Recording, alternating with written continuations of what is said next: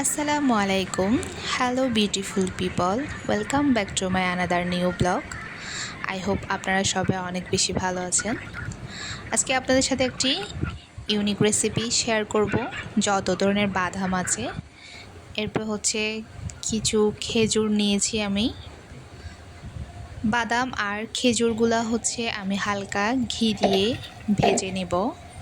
আপনি বাদামের মধ্যে কাজু বাদাম, কাঠবাদাম, তারপর হচ্ছে সূর্যমুখী বিচি, তারপর মিষ্টি কুমড়ো বিচি, কিশমিশও অ্যাড করতে পারেন। এগুলো হচ্ছে আমি ভালো মতো ভেজে নেব ঘিয়ের সাহায্যে, লালচে লালচে করে হালকা ভেজে নেব। এরপর হচ্ছে আমি খেজুরগুলো বিচি ছাড়িয়ে ভালো মতো ভেজে নেব একটু করে ঘি দিয়ে।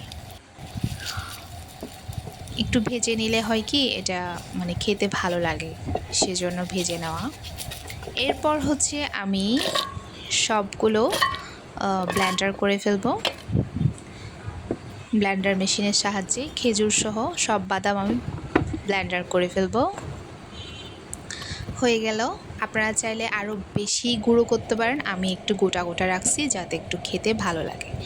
এরপর হচ্ছে একটু ঘি দিয়ে হাতে মেখে এগুলো আমি বলের মতো সাইজ করব। আপনারা চাইলে অন্য শেপ দিতে পারেন। দেখতেই পাচ্ছেন সবগুলো আমি এভাবে গোল করে বলের মতো করে রাখবো। এটা হচ্ছে আপনার ডায়েটের জন্য অনেক উপকারী এবং এটা অনেক পুষ্টিকর একটি খাবার। এরপর হচ্ছে আমি কিছু জারের মধ্যে সংগ্রহ করে রাখবো।